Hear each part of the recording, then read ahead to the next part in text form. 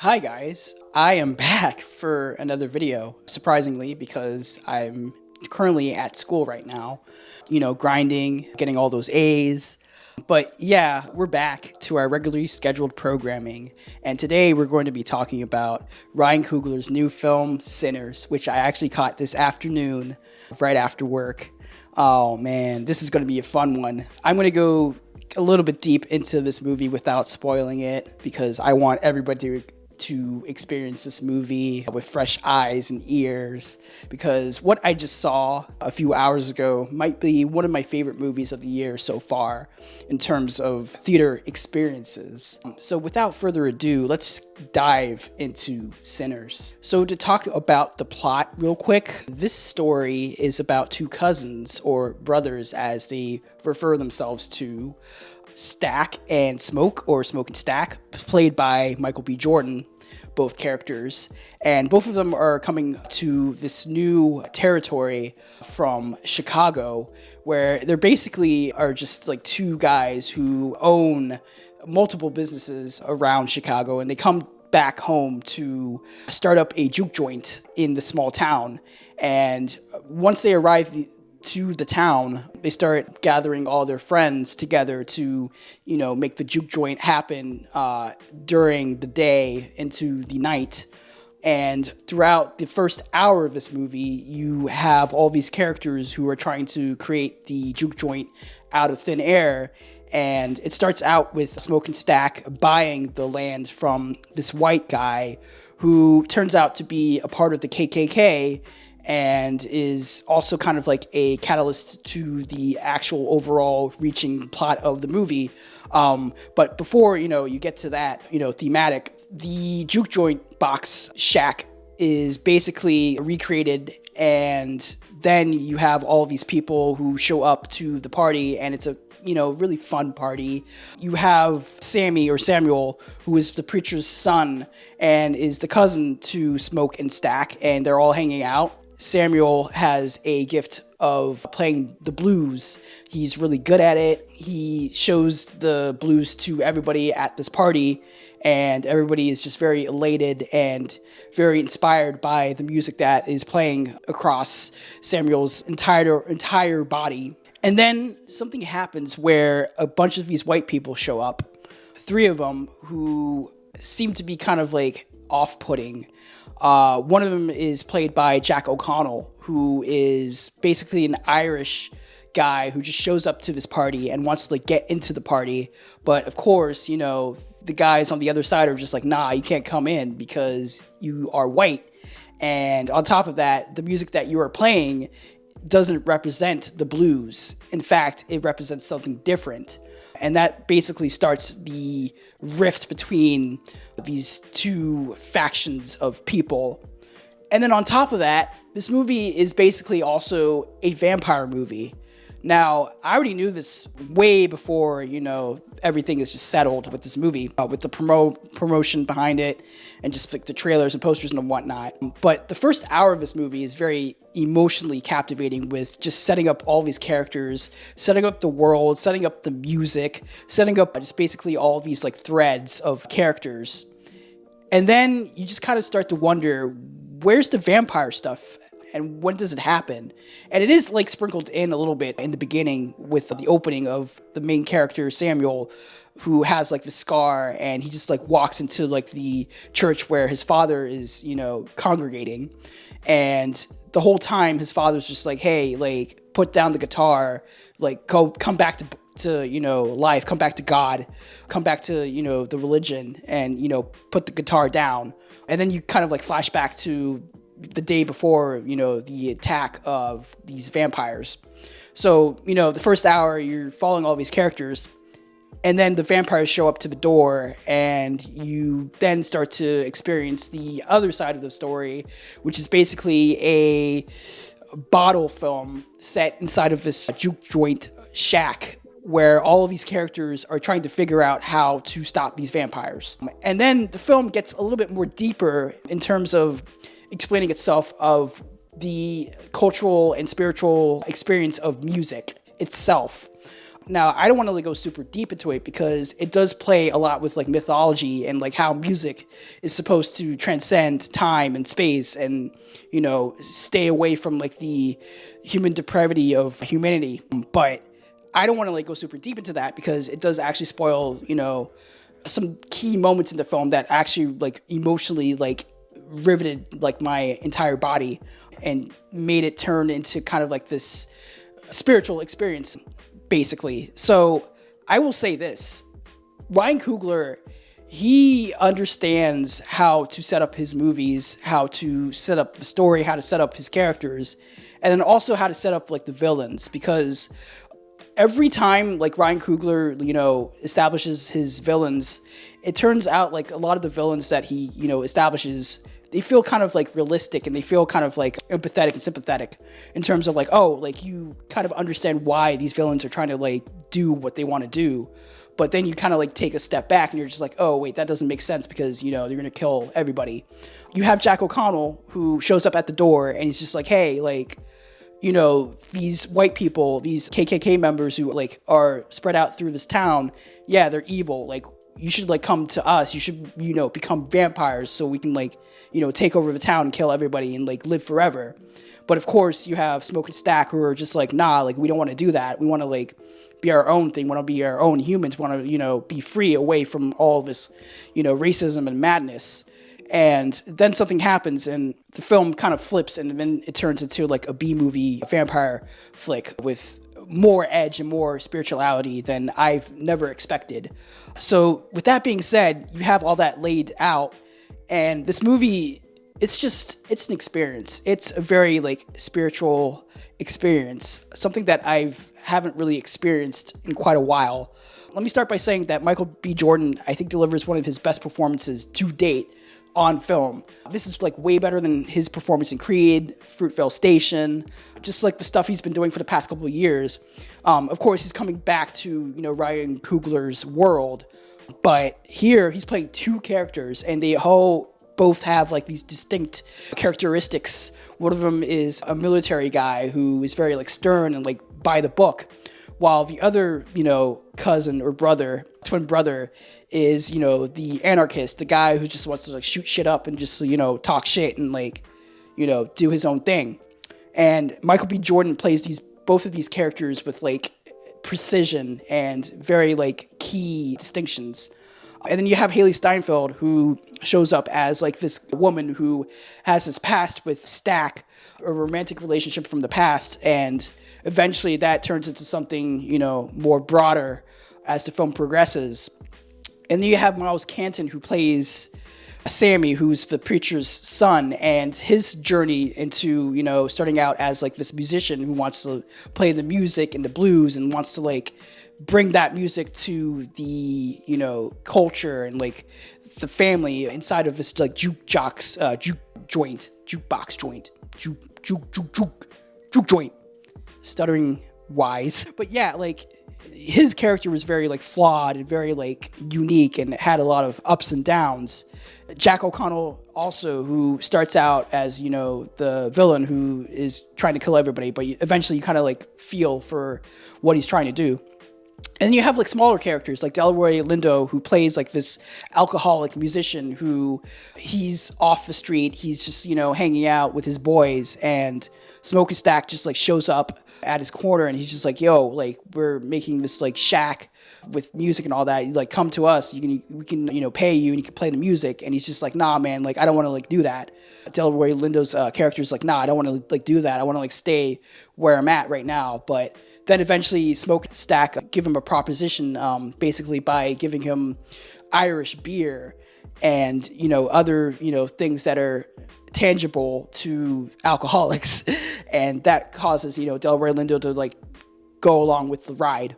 And then you have other patrons in the party who are part of a town and also help out with the overall experience of the party. And it's a very communal experience.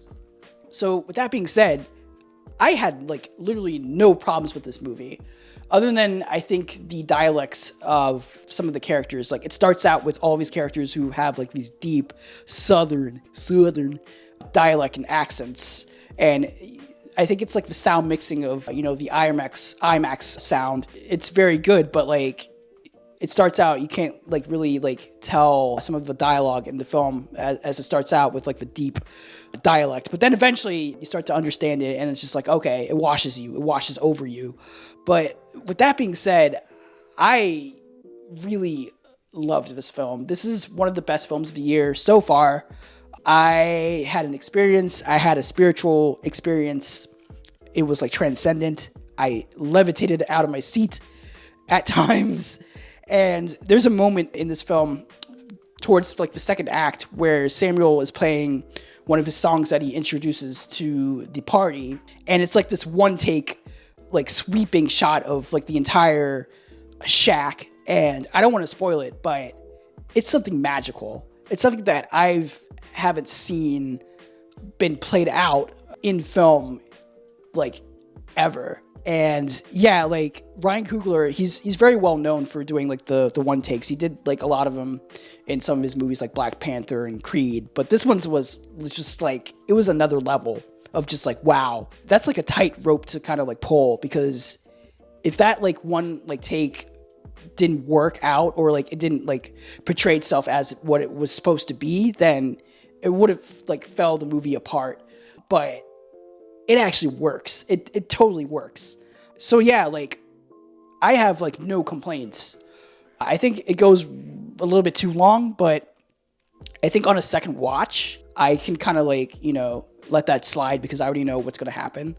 But yeah, this was just stunning. Easily one of the best like original films to come out in the past year or so. And just like everybody is like on the top of their A game. And I want to see more of Miles Canton, this newcomer who plays the younger character in this film. I want to see more of him. And yeah, like it was just so fucking good. So yeah, I give this like a 4.5 out of 5. Probably will be a 5, when I check it out again. But I also want to like go kind of like deep into like the Oscar prospects of this film. So with the Oscar prospects of this film, right now, of course, it's like early April. Like you can't really predict, what's going to happen with this film in terms of the award season. But this channel is dedicated to the Oscar season and the race behind it all. So I gotta like, pull a little like, all right, let's see, is this going to get like best picture? Is this going to get like all the text? Is this going to like get just like best director? Like what's going to happen? And for me right now, like this is like upfront. Like I think it will go for the distance, because I think right now, as you can tell, last year with like The Substance, getting a lot of nominations, and it being like a horror movie, being like very, about like the culture and like social, tendencies of just like modern age. This is kind of like this. It deals with racism. It deals with like the gentrification of music. It has an auteur behind the lens, Ryan Coogler, who got Black Panther the Best Picture nomination and was also in the conversation for his first movie, Fruitvale Station.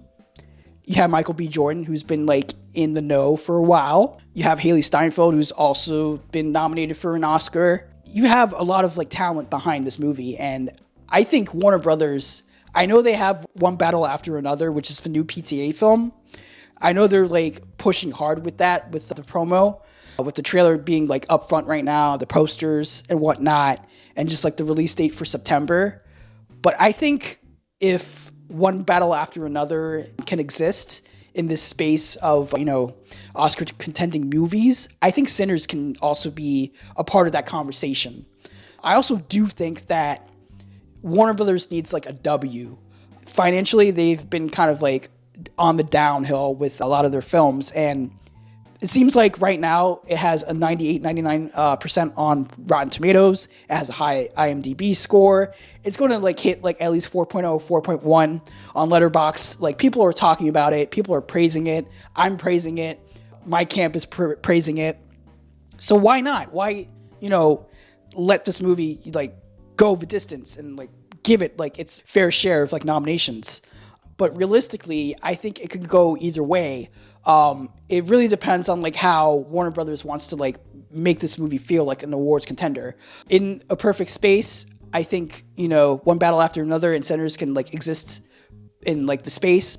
But if Warner Brothers really has to choose, we might have to wait till, you know, one battle after another and like see how that film goes. I know it's a PTA film, and PTA always gets his movies either nominated for, you know, screenplay or picture or both.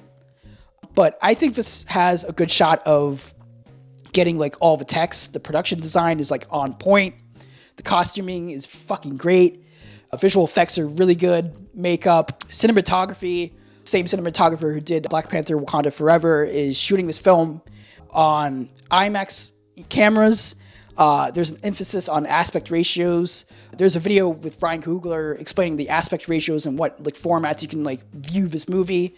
And just like Brian Coogler himself, like putting himself up front as like the best director to kind of like play with originality and just like big blockbuster movies. Like, this is a good narrative. I am thinking about like that in mind. But yeah, like I think this has like a really good shot. It does have a really good shot of like getting those like mass nominations. And again, it's because the film itself plays a lot with like social commentary and music, and I think that plays really well with a lot of the branches in the Academy. But yeah, like again, I think it just really depends on like if Warner Brothers really wants to like put their money over its mouth. And again, it's also the box office. Right now it's tracking 35-40 million opening weekend. That's good. That's actually pretty good for like an original movie, a movie that is not like tied to like any other IP or property or whatever. So yeah, like if it does get like a really good like box office returns, it could be like a big plus. But if this movie kind of like, you know, falters a little bit, flops a little bit financially, then it's just like, it's the word of mouth. I can kind of like compare this to when Everything Everywhere All at Once came out around this time. People just like kept on talking about it all through, you know, the spring, summer, and then once the fall festival season like started, people were start talking about it. And then eventually it just happened. I think this could eventually be like that. Or at the end of the day, it could be like, you know, Dune Part 2, where people were just like continuing to talk about it, but it kind of like started to die down. There were other movies that were coming out, and then the fall festival season happened, and then people kind of just like, a lot of pundits kind of just like pulled the plug with Dune Part 2, and we're just like, okay, it's just going to go for like the technicals, and that's it. And Best Picture, that's a scenario that I can see. But I think, again, it just really depends on like word of mouth and box office returns plus. Other than that, that's basically it. I'm just going to lay it like out front with this, you know, current award season right now. I think I'm going to predict it for, you know, picture, director, all the techs, and potentially Michael B. Jordan. I'm still kind of like floating about that, but we'll see. But I think the techs, director, picture are pretty good shots. Pretty good shots. But yeah, that's basically it. I hope you guys enjoy, you know, my quick thoughts about Sinners. I will be reviewing more movies whenever I have time, but I wanted to like get this movie out here, this review of this like really great movie out here, so I can, you know, just kind of like be in the know about, you know, the current film state right now. But yeah, that's basically it. Hope you guys enjoyed this video. Take care. Peace out. Watch my other videos. Stick around. Subscribe. Like. Do whatever you can to like spread the word out. And just go see this movie in a theater. Like, seriously, just go. Just do it. Like, I understand people are like tight with money, but this is like a once in a lifetime original movie that needs to be seen and heard. So, you know, we can get more of these. But yeah, that's basically it. Thank you guys. Peace out.